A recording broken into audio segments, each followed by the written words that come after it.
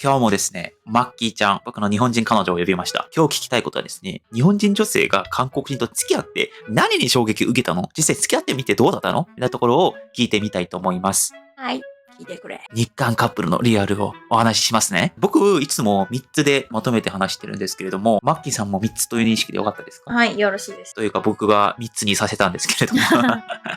じゃあ概要で1つ目、2つ目、3つ目、まず言ってみなさい。まず一つ目は、キムチについてです。おー、はい。二つ目の変化は、パク君の愛情表現についてばらします。そして三つ目は、パク君のめちゃくちゃな日本語です。めちゃくちゃなはい、わかりました。僕も、詳細は分かってないんですけれども、今日、会話しながら聞いてみたいと思います。まず一つ目、キムチの話だったと思うんですけども、キムチどうしたんですか？パク君と出会うまでは、キムチはそんなに食べてなくて、韓国料理屋さんであったら食べるし、気が向いたら1年に1回買うかなぐらいだったんですけど、パク君はもう常にキムチを家に常備してるみたいな人ですよね。はい、そうですね。で、今も冷蔵庫開けたら、臭いって言ったらいいかわかんないけど、キムチ臭がウォーっとするし、自分も慣れて、特に何も思い浮かばなければキムチチャーハンみたいな感じが増えた。普段はキムチそこまで食べてなかったけど、付き合ってからキムチが身の回りにあるようになったってことですね。そうそう、消費量が。別に好きになったわけじゃないけど、はい、でも消費量が増えたって感じ。あと、商店街に行った時になんかキムチ専門店とかあるじゃないですか。はい。それを見た時、今までだったらスルーしてたけど、立ち寄るように。じゃあもうキムチへの興味が上がったということですね。はい、そうです。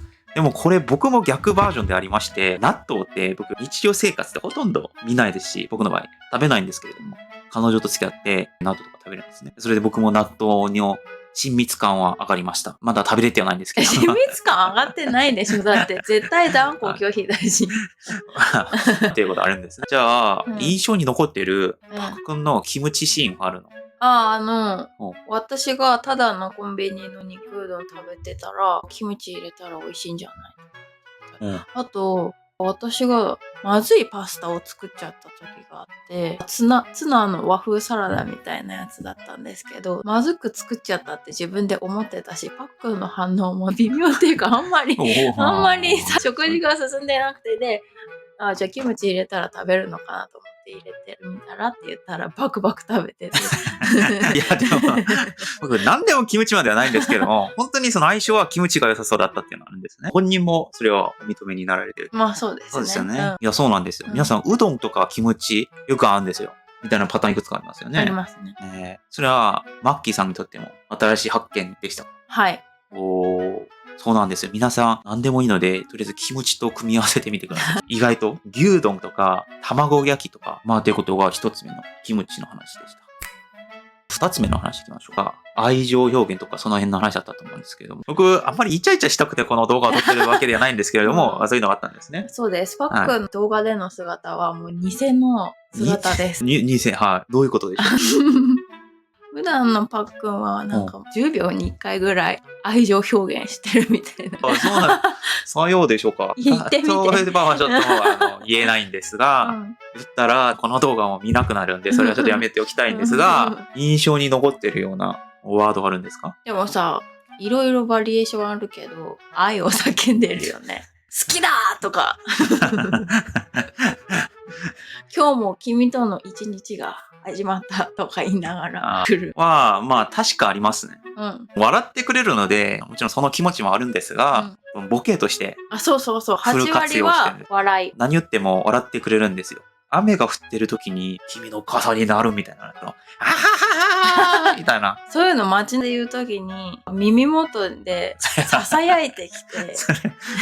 でも僕もちょっと恥ずかしい認識があるので、大声ではできない。で、それを言った3秒後ぐらいに毎回、かっこいいとか確認してくる。恥ずかしいので、ボケをやってるわけなんですよ。でも、とにかく言いたいことは、チューブのパク君は、外向きの姿で、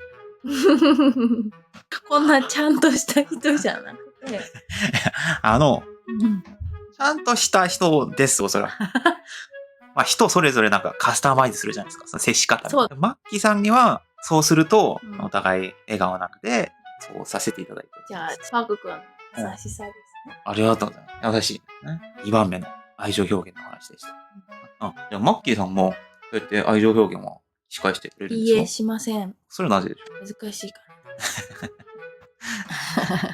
う？将来、話せるようになるかもしれないぐらいあるんですか？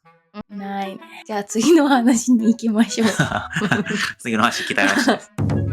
はい。で、3問目の話が、なんか日本語の話だっけ？はい。どういうことですか？はい。パク君の日本語は基本的にすごく上手だし、そんなパク君が手書きするとか見ないし、スピーキング能力が大事じゃないですか。だから別にスピーキングっていうかコミュニケーションで変だなとか思うことはないんですけど、たまに正式な書類とかでパク君が手書きするときになんかもう本当にめちゃくちゃな書き順するんです。おー、ちょっとここで一回来てもいいですか？これ皆さん聞きたいんですが、漢字の書き順って大事ですか？日本の方にはそうなのかな？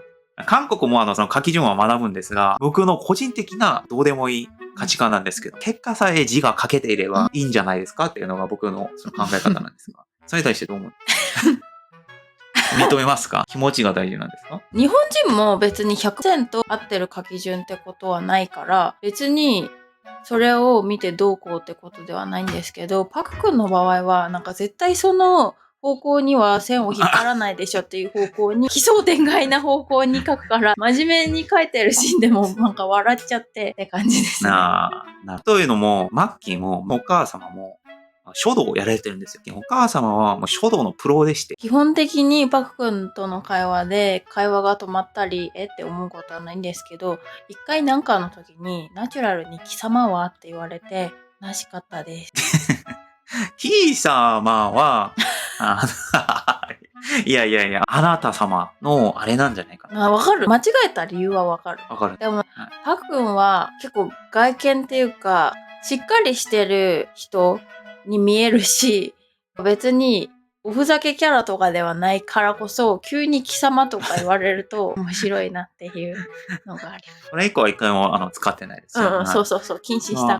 貴様は、そういうハプニングがあったんですね。他にもなかったんですか？はい。ないんです。ないですが、YouTube でいつもご覧になっている方はわかると思いますが、ちょこちょこ間違えるんですね。言い方です。はい。温かく見守ってください。見てて僕の勉強になるなと思いながらいてるんですけれども、まだまだその 1%、2% ぐらいできてないところあるんですね。そういうのをちょっと可愛く見てもらえたらと思います。ちょっとコメントに残してくださると、それと、こちらも全部見てます。って感じです。ってところで、これが、恋愛してて驚いた瞬間の3つの話でした。今日はですね、マッキーさん主導で話してみたんですが、どうなんですか？